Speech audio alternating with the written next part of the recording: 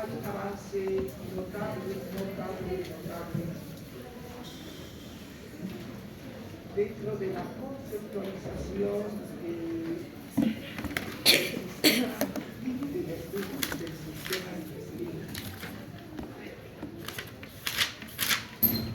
Tanto así que estamos inmersos en una diatriba en la que hay que considerar holísticamente a las enfermedades. Caso contrario, no vamos a poder entenderlas. Entonces, con los avances de la inteligencia artificial, hoy en día es casi imposible querer definir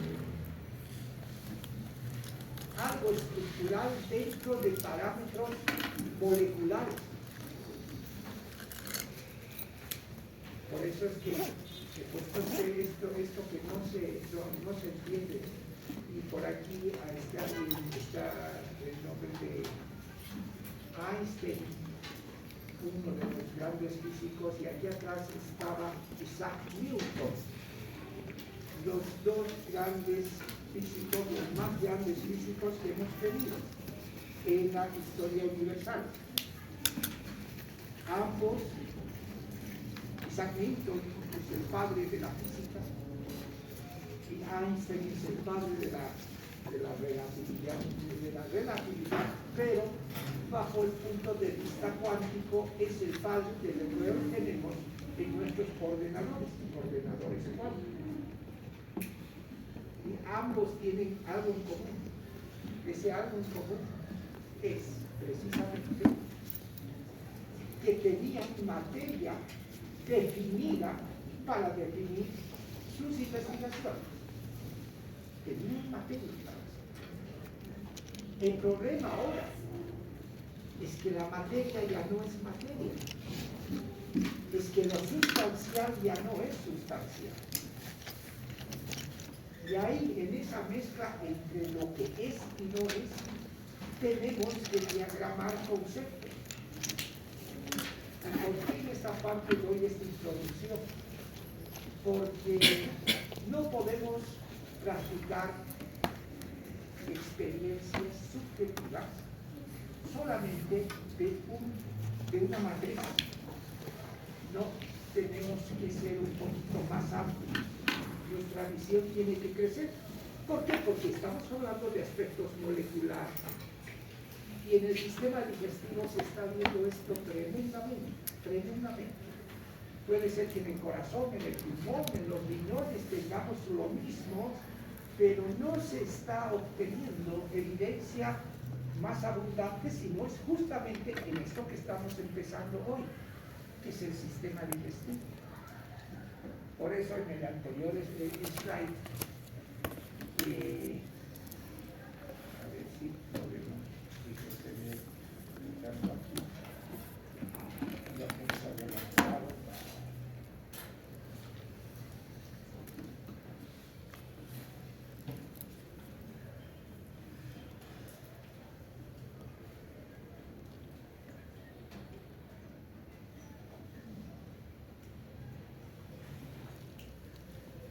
Ahora sí, el tema años pasados era síndrome ulceroso péptico y biliar, procesos obstructivos, calculosis intra y extrahepática, y todo basada no en el up-to-date, sino todo actualizado a junio de este año. Pero cuando empecé a hacer esto, me di cuenta que no se puede avanzar y tenemos que ver un solo tema de todo esto. Es demasiado, está demasiado grande. Entonces nos quedamos nada más con úlcera péptica hoy día. Y el resto ya no lo avanzamos. ¿Ok? El resto ya no lo avanzamos. Nos quedamos con úlcera péptica. Ese es el tema fundamental. Ya no voy a ingresar a los otros subjects, a los otros temas, porque no nos da el tiempo. Solamente tengo un par de clases, o sea, que nos vamos a dedicar básicamente a la úlcera péptica. Hoy día con este enfoque genocito-molecular y además filosófico de la úlcera. Cuando digo filosófico es el aspecto psicológico. Las enfermedades tienen un avance psicológico hoy en día, siempre lo han tenido. En otras palabras, el tratar a un paciente que tiene una X enfermedad, muchas veces la enfermedad está en el intestino, no está realmente en donde deberíamos pensar. Paciente con depresión endógena, paciente con síndrome bipolar, neurosis ansiosa depresiva. No está aquí el problema puede estar en el intestino. Es por eso que empiezo esta clase con este concepto de que tratemos de ser más que dualistas, aceptemos muchas cosas, que esa sumatoria de microestructuras hacen una sola sólida, grande, entendible y susceptible de modificación. Todo se puede modificar. Por eso es que vamos a hablar de la úlcera péptica hoy día. Es otro enfoque. Y la próxima clase vamos a ver el enfoque clásico de la úlcera, pero esta clase es el nuevo enfoque de la úlcera péptica. Entonces, aquí hay algo de un grupo de una escuela de psicólogos americanos, y donde también hay parte de Europa, donde hablan de la epigenética en la úlcera. Ojo, la epigenética en la úlcera. ¿Qué estamos hablando? Úlcera péptica. ¿Qué es la úlcera péptica? Una solución de continuidad. ¿Dónde? En la mucosa gástrica. Es la úlcera péptica. Puede ser mucosa gástrica o puede ser en la primera porción al entrar al duodeno, en el bulbo duodenal. Tanto la úlcera en la curvatura menor o en la curvatura mayor, la úlcera gástrica presentes a ese nivel, se llaman úlceras gástricas pépticas, ya sea en la curvatura menor o en la curvatura mayor. Y la otra es la úlcera duodenal. ¿Dónde se presenta la úlcera duodenal? Pues a la salidita del antro pilórico. Ahí se da la úlcera duodenal. Ambas son úlceras, sí, ambas son úlceras. Y ambas tienen sus mecanismos de producción, así es. Y antiguamente, según lo que se aceptaba, era toda úlcera. Si hay ácido, hay úlcera. ¿Y qué tenemos como jugo gástrico? Ácido. ¿Cuál es el pH de nuestro jugo gástrico? 1, 1.5, 2, 2.2. Ácido, completamente ácido. Tanto así que han hecho experimentación, han sacado del estómago el ácido y han hecho gotear sobre elementos sólidos y perforan. Y entonces nosotros, ¿cómo es que no nos perforamos? No nos perforamos porque tenemos una capa mucosae, mucosa abundante, con cargas negativas que están tapizando todas las células del antro, del cuerpo, de las curvaturas y parte del bulbo duodenal. Gracias a eso, a esa elevada concentración de mucus que tenemos y bicarbonato,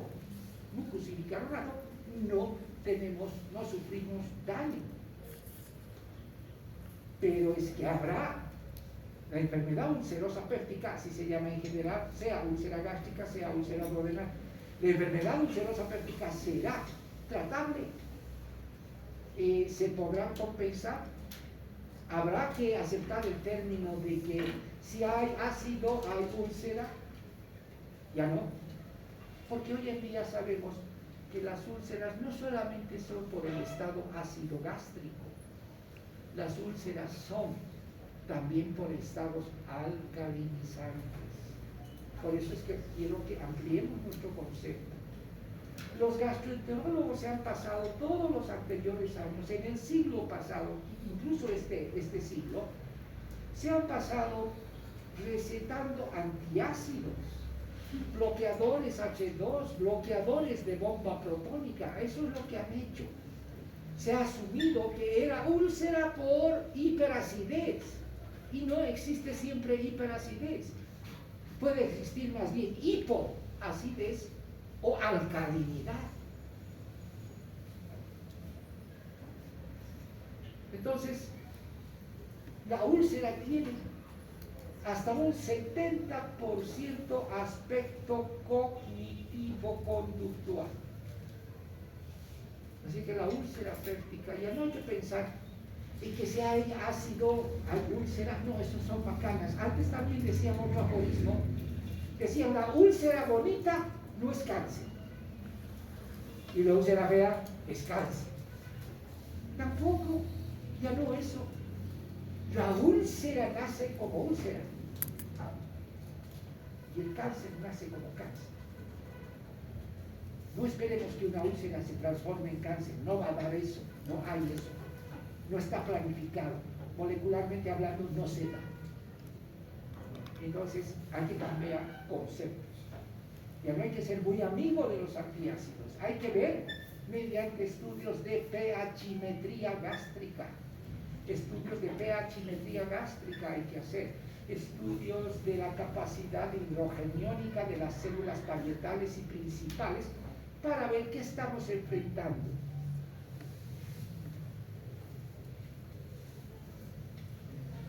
Y estoy hablando de Newton, sigo hablando de estos dos grandes genios, porque ellos han sido inspiración para dar otro enfoque a este tema,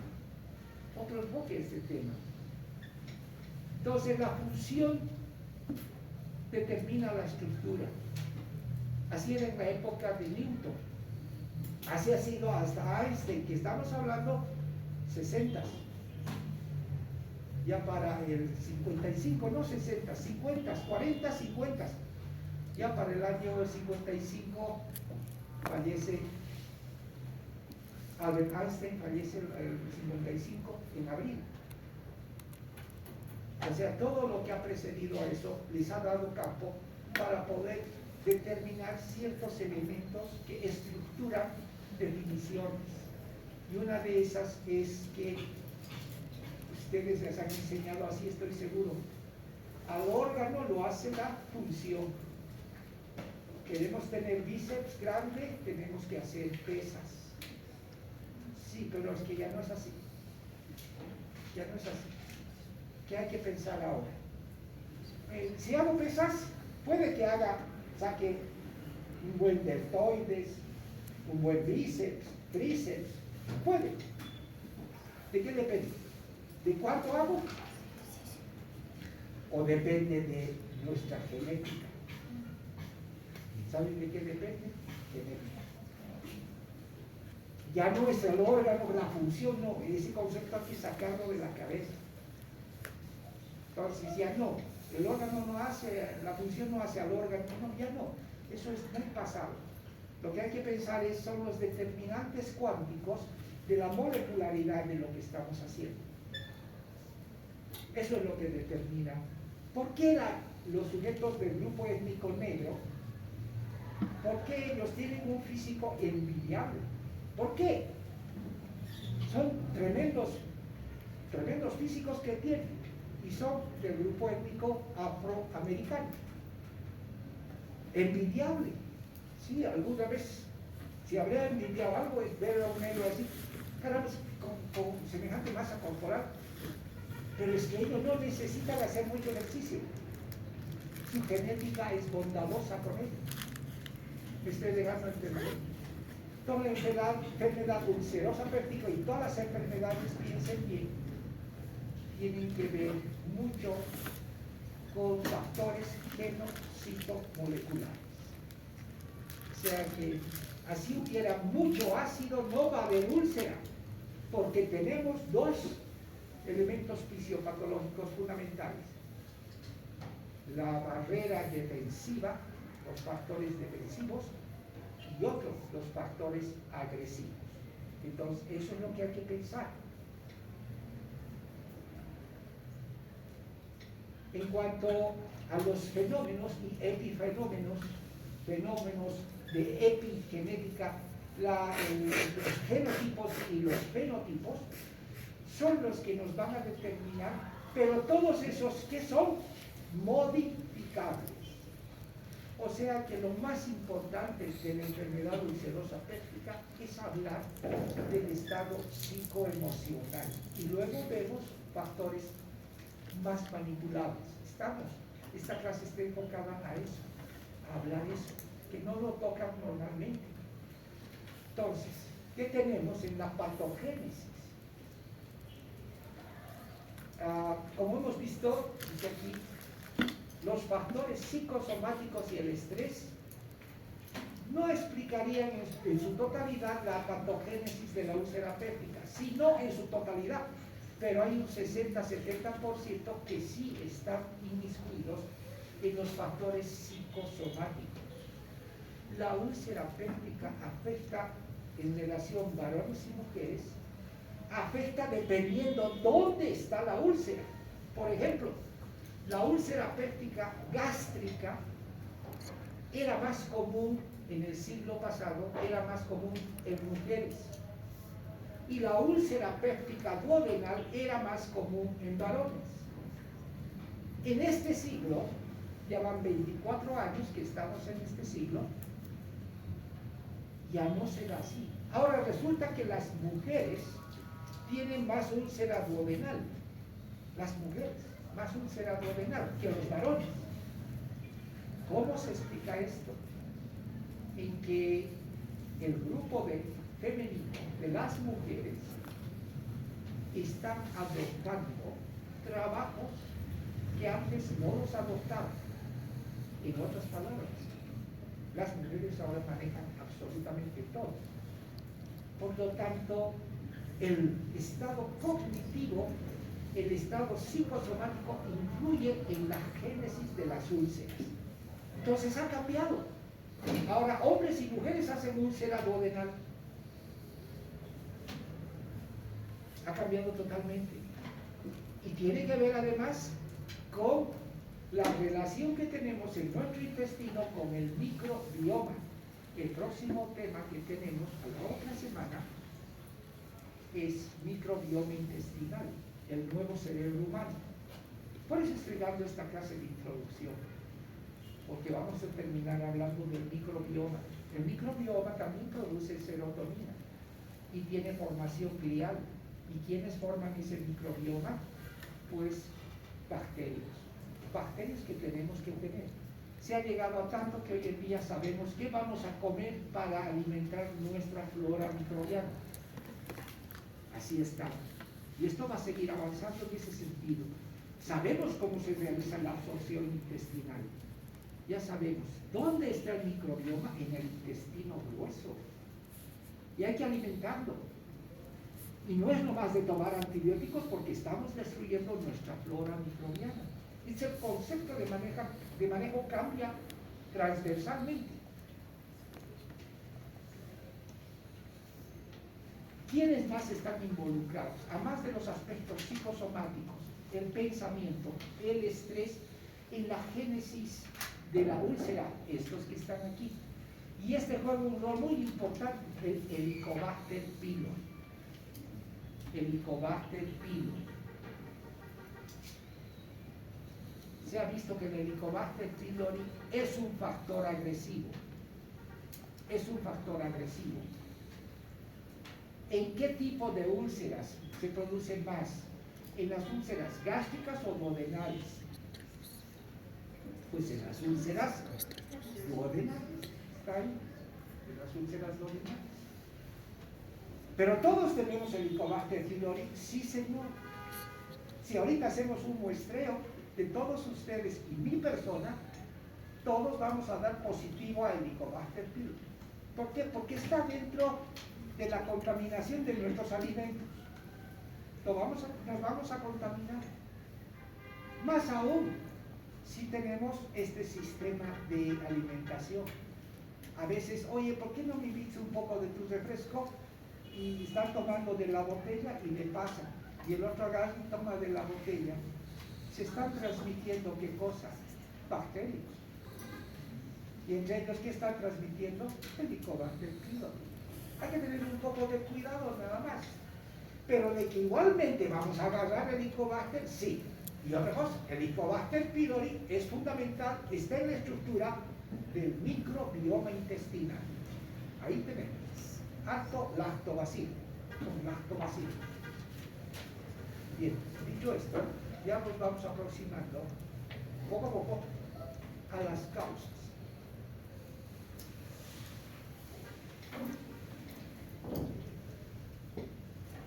¿Qué está estudiado hasta el momento? Que las úlceras pépticas no tienen una naturaleza como los neurotransmisores, no tienen la misma, no son iniciados por neurotransmisores específicos, sino no son neurotransmisores específicos, son neurotransmisores creados ¿dónde? En el sistema limbo reticular y en el hipocampo de nuestro organismo. Ahí es donde se van a iniciar estos estímulos que van a ser coadyuvados, por una parte, como estímulo nocivo, aunque es defensivo, pero como nocivo, el ácido gástrico, pH gástrico, el Helicobacter pylori, que lo tenemos porque somos seres humanos, y también los perritos y los gatitos tienen Helicobacter pylori en su estómago, y estos que son los AINES, los esteroides antiinflamatorios, antiálgicos no esteroidales, analgésicos antiinflamatorios, AINES, aquí se llaman en inglés NSAIDs. Estos entonces son los tres fundamentales agresivos. Uno, neurotransmisores que están naciendo a partir del estrés. Dos, el mismo ácido gástrico. Tres, el contaminante, el Helicobacter pylori. Y cuatro, el factor más agresivo, los AINES. ¿Por qué los AINES? Porque producen retrodifusión de iones hidrógeno, como vamos a ver la próxima clase. Pero también están bien involucrados, ¿no?, los factores psicosomáticos y las úlceras que se producen por estrés. ¿Cuál estrés? No es necesario que alguien lo esté molestando. Todos asociamos estrés en nuestra vida. El hecho de venir a pasar clases ya los estresa. Entran a pasar la clase, están estresados. Están pensando, ¿qué está hablando? No entiendo. Ah, caray, ¿de dónde voy a consultar? ¿Dónde voy a leer? Todo es un estrés, todo es un estrés. Nuestro sistema se basa en el estrés. Entonces, ya me has adelantado algunas cosas que están. Vamos a quedar con que hay factores de riesgo que son netamente factores agresivos y factores defensivos. Con eso pasamos a la parte genopsicomolecular. Antes he traído una fluoroscopía de una úlcera duodenal penetrante. Miren, aquí está. Esta es la solución de continuidad. Aquí está toda la mucosa, miren, la mucosa gástrica donde están las células parietales principales que van a crear el pepsino, van a transformar en pepsina, el ácido clorhídrico, que es netamente ácido, y crean una solución de continuidad. Entonces, en vez de que esto siga negrito acá, ¿no?, se ha hecho una pequeña, un pequeño cráter. ¿Ven ustedes? Es como un cráter. Hay una solución de continuidad.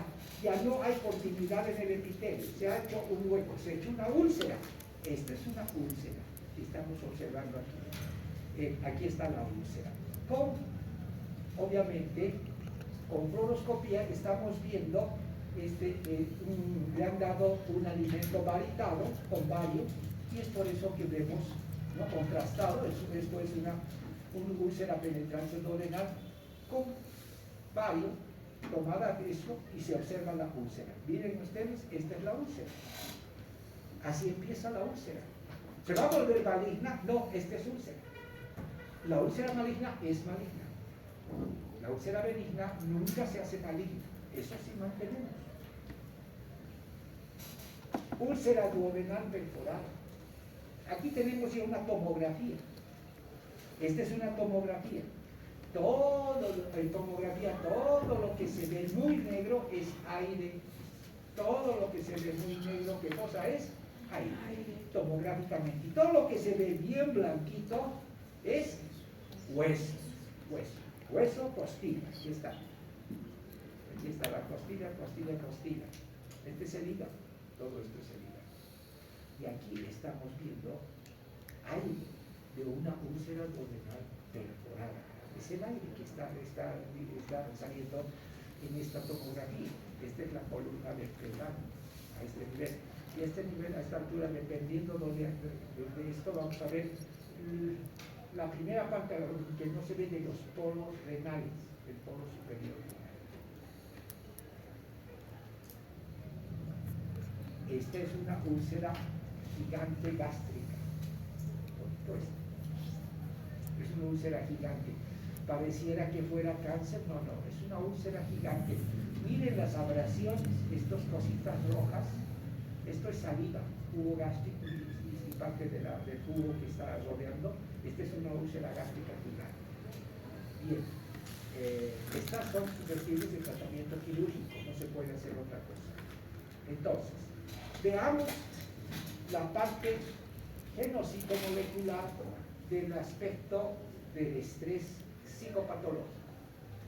¿Qué fases tenemos? Tenemos la fase A, que tiene que ver con el aspecto genocitomolecular heredable.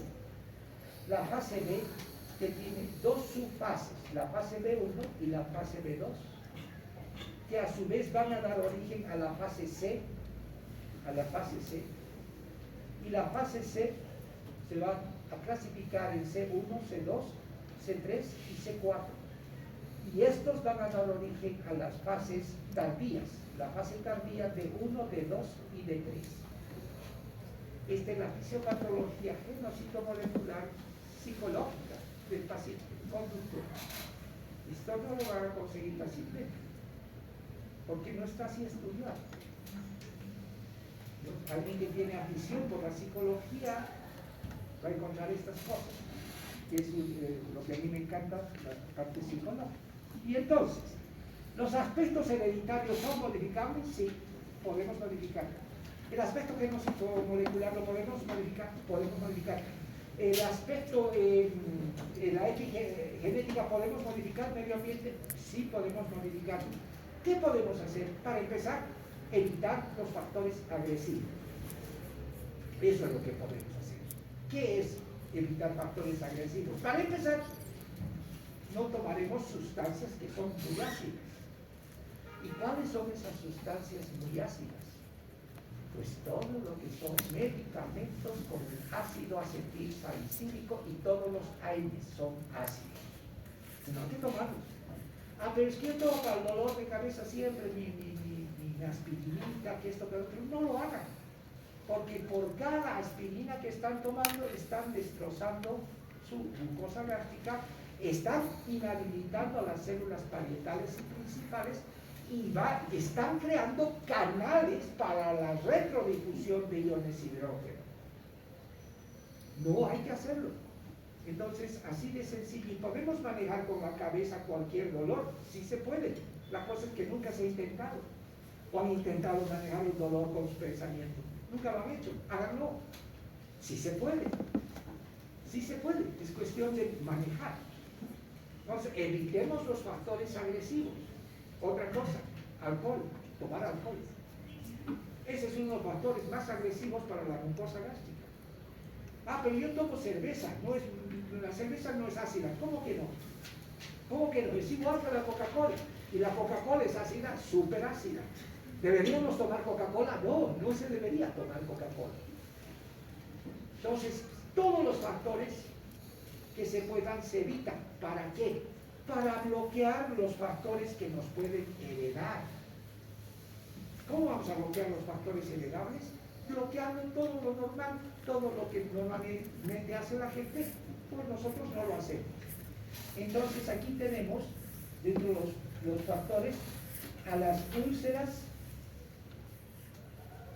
¿no? Dependiendo de las conductas del individuo,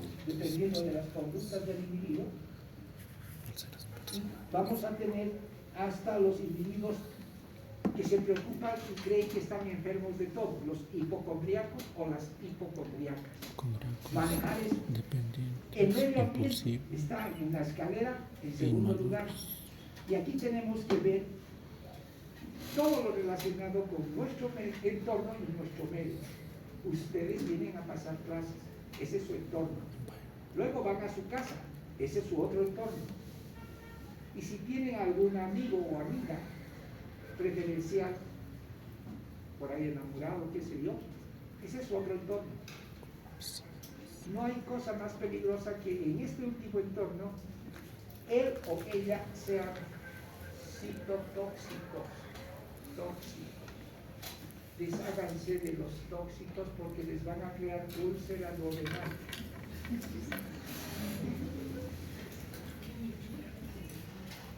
Luego tenemos hábitos, costumbres. Yo acostumbro bajar del alto del teleférico, de repente bajas, ¿no? Me encanta mascarme mi chicle bazooka. No sé si habrán bazoocas, antes había. Chicle. El chicle no es bueno. El chicle tiene polivinilo. Y eso es plástico. Eso es plástico. Estamos dañando a nuestras células de este esófago. Otra cosa, ¿cómo dañamos y provocamos cáncer de esófago? Vomitar. No se vomita. No nos han creado para vomitar. No, para comer, sí. Para tragar, sí. Para tomar líquidos, sí. Para vomitar, no, en ningún momento. Y ahí empieza el cáncer de esófago, con los vómitos. Ojo, a los varones, no estoy mirando a las mujeres, hay alta población femenina hoy en día en las actividades, veo mucho menos varones, pero a los varones, ¿qué hacen? Le ponen el viernes, si no es viernes o cualquier otro día, sus tragos. Y cuando ya han tomado unas 4, 5, 8, 10 cervezas, se hincha el estómago. Lo sé yo, pues yo también lo hacía. Y entonces hincha el estómago, ¿qué hacían? Yo no hacía, gracias a Dios. Algo me decía, no hagas. Voy a ir un rato al baño, dice, vomitan y vuelven. Ahora ya hay más campo, pediremos más. Están vomitando. ¿Saben a qué lleva esa conducta? Vomitar cuando uno está bebiendo, al síndrome de Barrett, que es precancerosa, lesión precancerosa. Así nos vamos a enterar. Y luego tenemos en la escalera las experiencias negativas, que pueden ser desde los conflictos de familia hasta las noticias que escuchamos en la televisión, etc. Esta es la fase A de la heredabilidad que podemos modificar para no tener úlcera ni gástrica ni duodenal. Luego tenemos la fase temprana, la fase B1, que va hacia la fase 2, donde ya van a ver en fase 2 cambios preexistentes en el cuerpo. ¿Qué vamos a tener como respuesta a esta fase? Desde acá, desde la fase B, los factores hereditarios, todos estos que acabamos de ver, y ahora estamos entrando a los cambios preexistentes en la subfase B2, los cambios preexistentes para el desarrollo de la úlcera. Tenemos que el organismo reacciona. ¿Qué pasa cuando fumamos? Eso sí que no hay que hacer fumar, pero como ejemplo, ¿qué pasa si fumamos? Nuestro epitelio bronquial, ¿cómo es? Ciliado, ¿sí o no? Ciliado. Va a cambiar y va a ser metaplasia. ¿Para qué cambia el epitelio ciliado? Se convierte en poliestratificado. Se vuelve más duro porque le estamos metiendo humo y el humo daña a los cilios vibrátiles.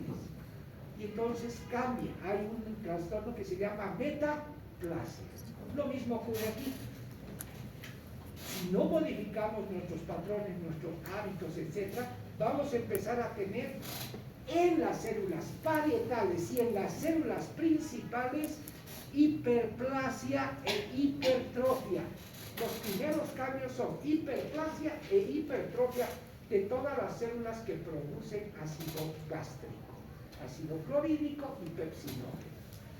Entonces esta hiperplasia e hipertrofia de todas las células parietales y células G. Eso va a llevar, cuando ya hay hiperplasia e hipertrofia, a la hipersecreción de estas células y se va a producir la hiperclorhidrorea. Vamos a tener grandes cantidades de más ácido clorhídrico, más ácido, más posibilidades de que haya penetración a nivel de la submucosa gástrica. Pese a que tenemos un anillo de mucosa hermosísimo con mucus y bicarbonato, perfecto, eso está, pero más ácido, más capacidad de exceder la capacidad tampón de esos ácidos. Y el bicarbonato no va a funcionar como tiene que funcionar. Entonces la hipersecreción nos lleva al tiro. Me he saltado de acá a la hipersecreción, a la fase D, que viene a ser estas tres fases, que en la B1 tenemos aparición de úlcera duodenal, en la B2 úlcera duodenal y gástrica. Se puede tener tanto úlcera duodenal como también úlcera gástrica, y en la D3, en la fase tardía D3, úlceras gástricas. Ahora, estos tres que están acá, que son úlceras, tienen un biotipo, un fenotipo. Los tres tienen un fenotipo. ¿Cuál es el fenotipo? Se dice, y esto ya se conoce desde el anterior siglo, el fenotipo es el hombre flaco, con cara de renegón, mirada seria, enojado, todo el rato con cara agria.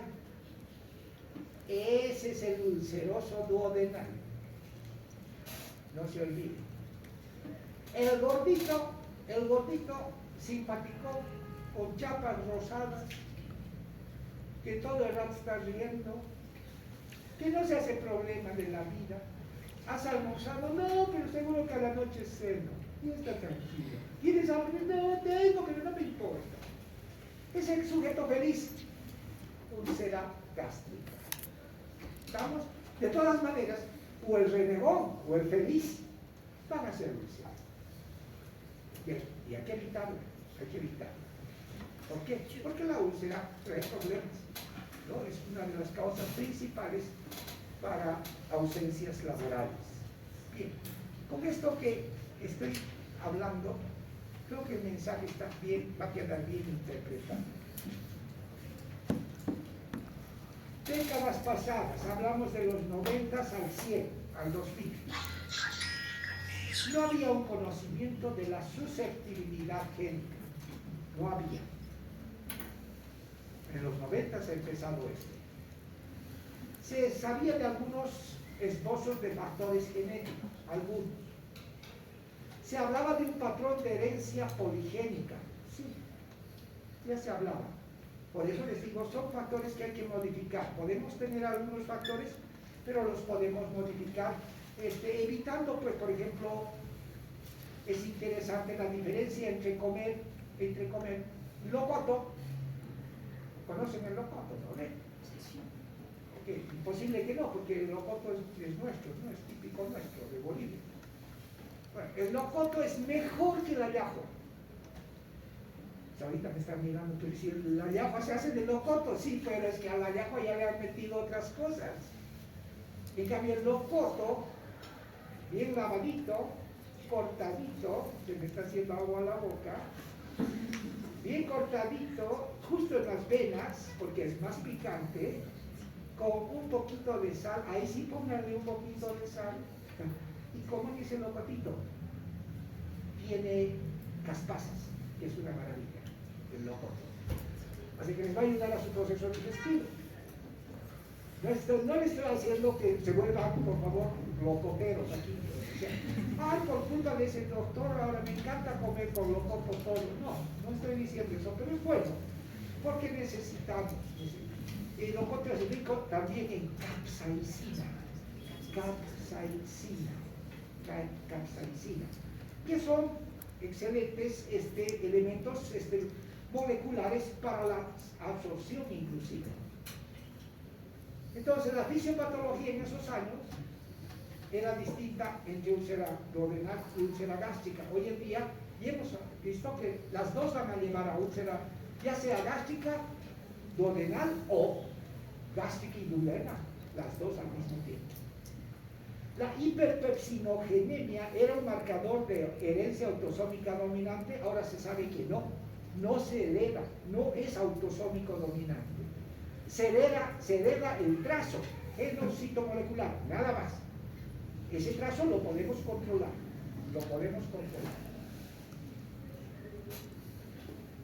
Y en los años 90 también apareció la era del Helicobacter pylori. Y entonces las preguntas en ese tiempo eran estas.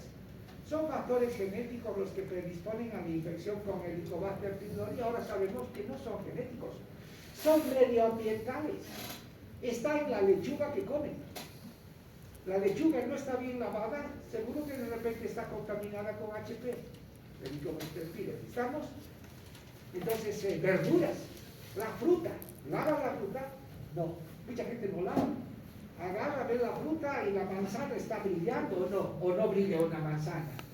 A esas verdes, brillosas, hermosas, esas rojas, así. Cada vez voy a salir con hambre en esta casa. Comer tan rico así, pero uno ya ve brillando y dice, ¿para qué voy a lavar? No, es que hay que darle nomás una relojadita, ¿sí? Con la pila bien abierta para lavar. Todo está contaminado, señores. Todo está contaminado. Nada llega, no tiene nada, voy a comer. No es así. Los factores genéticos son independientes al Helicobacter pylori. Y esto sí, hay factores de trazo genocitomolecular que podemos portar. Eso sí podemos portar. Pero lo otro, que haya factores genéticos que predispongan a la infección con el Helicobacter, no. Eso no tenemos.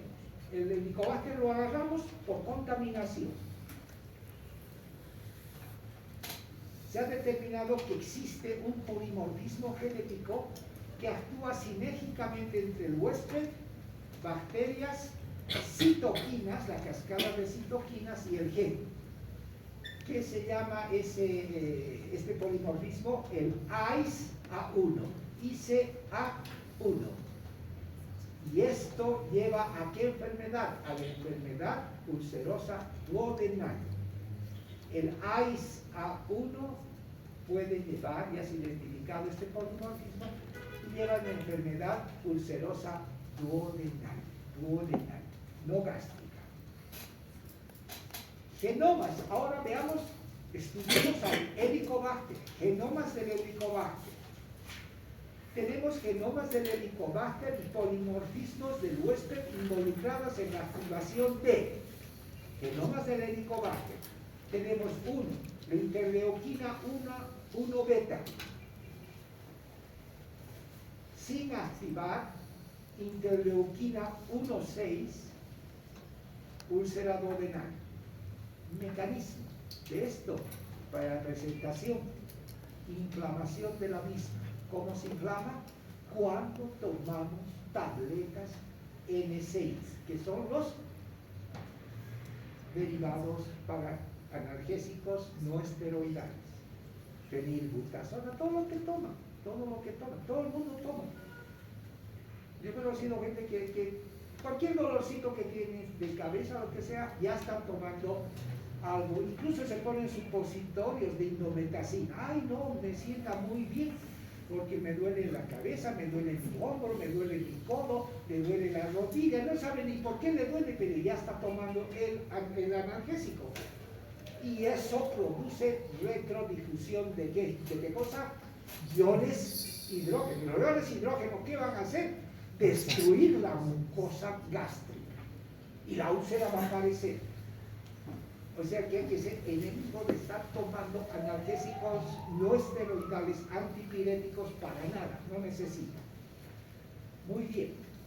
Y aspectos inherentes relacionados al hueso. Entonces tenemos activación de la interleuquina 1 beta y sin activación de interleuquina 6 que llevan a quién? A la úlcera duodenal. En la población japonesa donde más han estudiado, los japoneses son autoridad en el campo de las enfermedades digestivas. Por eso hay los gastroenterológicos en todos los departamentos de Bolivia, en todo el mundo. Son los que más han estudiado porque tienen un problema de salud pública en Japón, el cáncer gástrico. El japonés, por ser japonés, ya tiene el trazo. El japonés sí que no puede decir voy a modificar, no. Su trazo está ahí definido, puede hacer cáncer. Lo que tiene que hacer el japonés es no ponerse en mucho riesgo, evitar todos los factores de activación del genoma. El polimorfismo en la población japonesa apunta al factor de necrosis,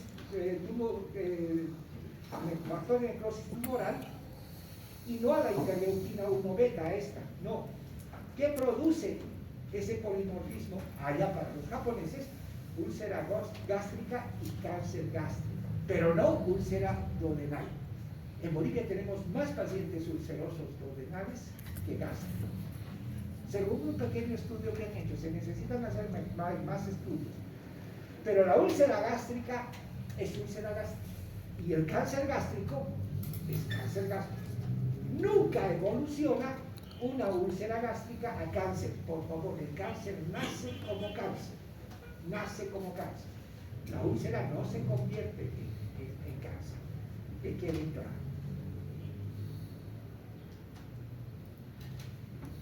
Tenemos otro genotipo, el genotipo TGFB1 más 869-869-C/C.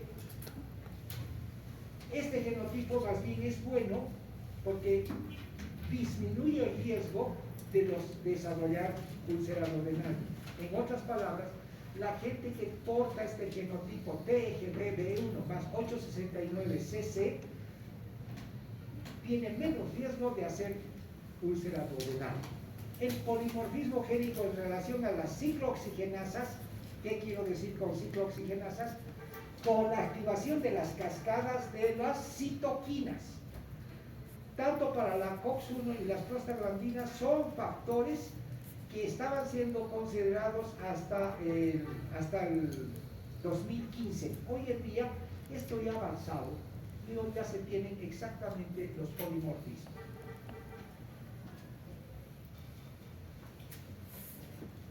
Factores agresivos y defensivos en relación al Helicobacter pylori. Factores de virulencia inmunogénicos.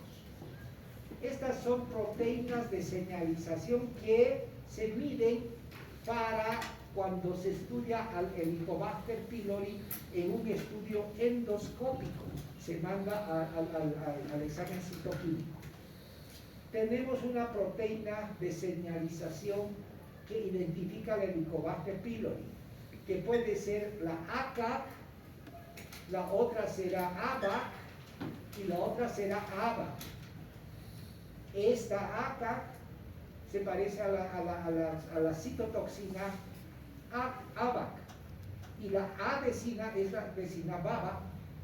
Los tres son proteínas de señalización y todos son secretados ¿por quién? Por el Helicobacter pylori. O sea que si queremos saber si un jugo gástrico tiene Helicobacter pylori, lo que tenemos que detectar son estas proteínas de señalización y si nos da positivo para una de ellas, hay Helicobacter pylori en el jugo gástrico.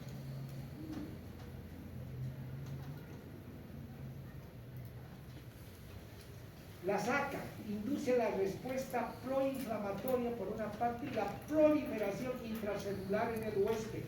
Qué vergüenza, esto le falta una H. Las ABAC, o si quieren vaca también, este gen produce perforación de la lisis de la membrana celular e induce muerte programada de las células parietales y principales, induce apoptosis. Las BABA inducen y facilitan la adhesión a la superficie celular para alterar dentro de la célula las constantes físico-químicas. Y también se activan fosfolipasas y proteasas que afectan el mucus, la capa de mucus bicarbonato, que es bastante gruesa. Este polimorfismo génico incrementa la secreción de interleuquina 1 beta, que habíamos visto hace un momento, y puede incrementar el riesgo de hipocloridria. ¿Y qué significa esto? La hipocloridria es un dato fundamental para no pensar en úlceras, sino gastritis. ¿Qué tipo de gastritis? Hipoclorídrica. Y si hay gastritis hipoclorídrica, ¿qué puede traer eso? Una correlación con cáncer gástrico. Una correlación con cáncer gástrico. Desde ya no debemos preocuparnos mucho por el cáncer gástrico nosotros, porque somos grupo sanguíneo O. El boliviano es O. A ver, álcenme la mano los que son O en este curso. Alcen, no tengan miedo, yo también soy O. Sí. Alzamos bien. Todos los que hemos alzado la mano, chupen no vas a ver, mira.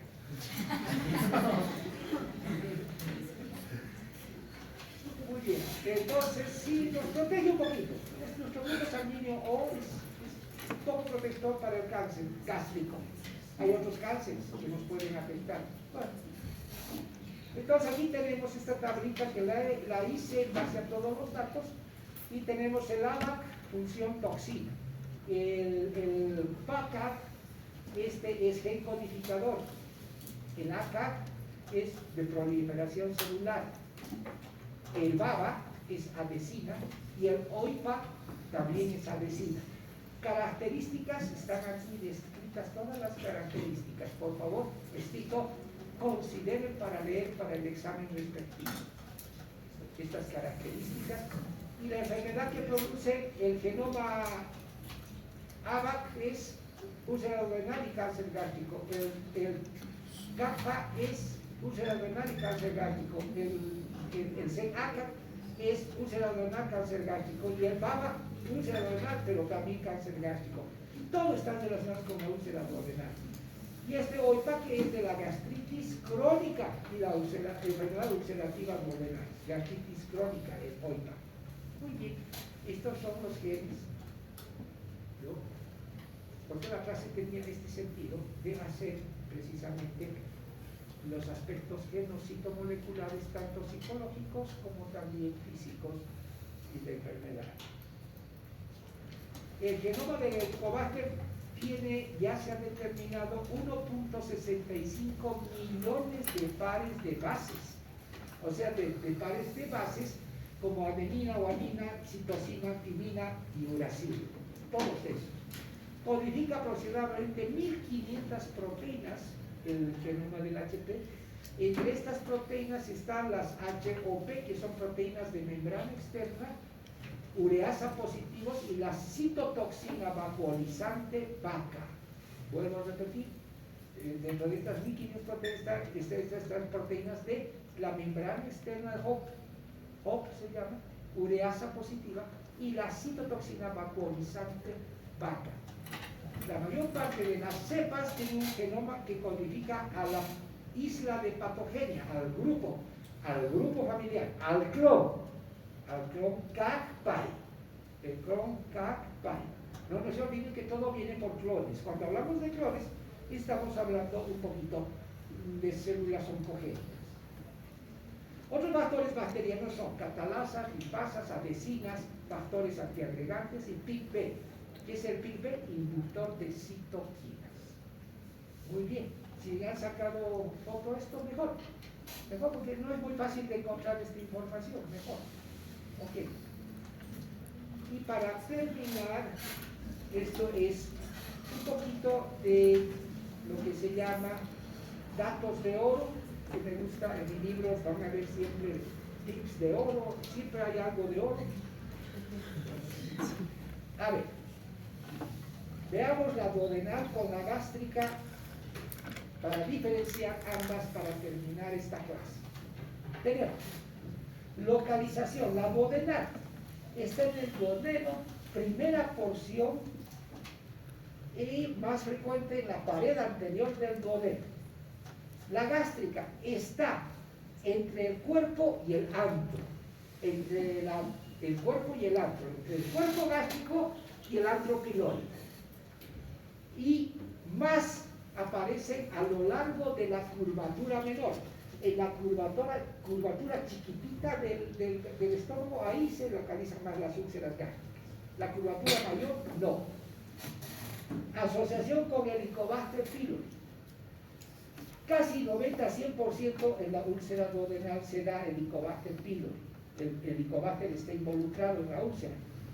Y en la gástrica solamente hasta un máximo 70%. Hay un 30% que no llega a coincidir. Asociaciones para la úlcera duodenal. El COPD es enfermedad broncopulmonar obstructiva crónica, el alcoholismo, la cirrosis y los hiperparatiroidismos. Y ahí hablamos de los síndromes MEN. Síndromes MEN 1, MEN 2, 2A, 2B, 3. Síndromes, ¿qué son los MEN? Síndromes multineoplásicos endocrinos. Síndromes multineoplásicos endocrinos. Bien. En el gástrico, asociaciones. En el gástrico, miren, más el reflujo biliar, lo que llamamos comúnmente vinagrera. ¿Se acuerdan, no es cierto? O sea, eso deben haber oído. ¿Qué se queja? ¿De qué se queja? Vinagrera, algo ácido me sube hasta mis oídos. Eso es vinagrera. Eso es reflujo. Reflujo puede ser biliar. El reflujo biliar produce menos pH, es decir, un pH más alcalino, no tan ácido. El reflujo biliar lleva a las gastritis alcalinas. Reflujo biliar. Fumar, úlcera gástrica. Enfermedad obstructiva crónica por fumar, úlcera gástrica. Alcoholismo, cirrosis, ambos. Tanto el EPOC como el alcoholismo, etc., tanto van a producir úlcera duodenal como gástrica, en ambos casos. Frecuencia, tenemos hasta 80% para la úlcera duodenal, para la patología ulcerosa duodenal, y en la gástrica solamente 20%. La patogénesis, excesiva producción ácida en la duodenal. En cambio, en la gástrica el defecto es secundario a la barrera mucosa. En otras palabras, eso vamos a ver en la próxima clase. Cómo funciona la barrera mucosa gástrica. ¿Estamos? Más está en consideración la gástrica. La duodenal, sí, la patogénesis es un poquito pensamiento, estrés, ocupación laboral. Está muy metido en la úlcera duodenal el aspecto psicológico, el estrés psicológico. Relación hombres y mujeres, duodenal 3:1 y gástrico 1:5 a 2:1. Complicaciones en la duodenal: hematemesis, melenas, sangre en las heces negras, las melenas, perforación hacia el páncreas, y en la gástrica hematemesis también, melena y perforación, pero con el signo del aire bajo el diafragma. Es un signo muy bonito en una placa de paciente en decúbito supino, en una placa PA. Asociada con cáncer duodenal, no. Asociada con cáncer la úlcera gástrica solamente en 1 al 4%. No hay más asociación. Síntomas, y esto es interesante para terminar. ¿Qué es el dolor? Siempre se ha hablado mucho del dolor. Dolor, como, calma, dolor. Hay cosas así que explica el paciente. Bien, en la úlcera duodenal tenemos dolor de 1 a 3 horas después de comer. Vuelvo a repetir. En la úlcera duodenal, el dolorcito es un dolor como pulsadita y que deja un vacío. Se presenta después de comer, a la hora o hasta las 3 horas después de comer. Ese dolor pasa con qué? Se alivia con carambas, se alivia con antiácidos. O sea que eso comprueba que puede ser úlcera duodenal. ¿Por qué? Porque la úlcera duodenal está más relacionada con hipersecreción, no se olvide, con hipersecreción. Pero también puede haber hiposecreción que nos hace pensar en gastritis. Y en la úlcera gástrica el dolor agrava con la comida. Es decir, el paciente ulceroso gástrico, comer más bien le produce dolor. Y entonces lo que hace el gástrico es comer poquito, porque si come abundante le produce más dolor. Entonces fracciona su comidita, fracciona. Come casi todo el día, pero pedacito a pedacito, de rato en rato. Es una manera de comer que tiene el paciente que ya tiene úlcera gástrica. ¿Por qué? Porque el dolor puede agravar con la comida, si se come mucho. Y obviamente con antiácidos el dolor va a estar aliviado. Podemos decir a estas alturas que el concepto de que debe darse antiácidos y bloqueadores H2 y bloqueadores protónicos, por favor, subrayen esto, es un consejo del pasado, no más. Los bloqueadores H2 y los bloqueadores de bomba protónica han ocasionado grandes enfermedades en la década pasada. Ya no hay que estar usando así. ¿Qué es lo que hay que hacer?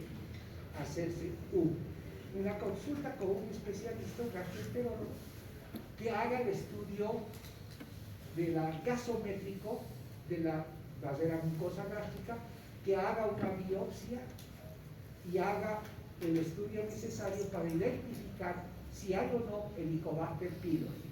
Eso es como se tiene que pensar. Y no tomar antiácidos, porque sí. No tomar aguas alcalinizantes. Han debido ver que en los supermercados, en todo lugar, agua alcalina están vendiendo y la gente compra. Ay, yo estoy tomando agua alcalina porque dice que es buena. No es buena. No tenemos que alcalinizar nosotros nuestro jugo gástrico. ¿Qué tenemos que hacer? Más bien, hacer lo que sea ácido. ¿Qué tenemos que tomar? Jugo de limón. Jugo de limón. Eso sí es bueno. Tienen sed, jugo de limón. Y eso va a evitar, el limón tiene pectinas, unas pectinas que son muy buenas para el metabolismo. Bien, con esto acabaríamos esta parte de la clase y seguimos la próxima semana.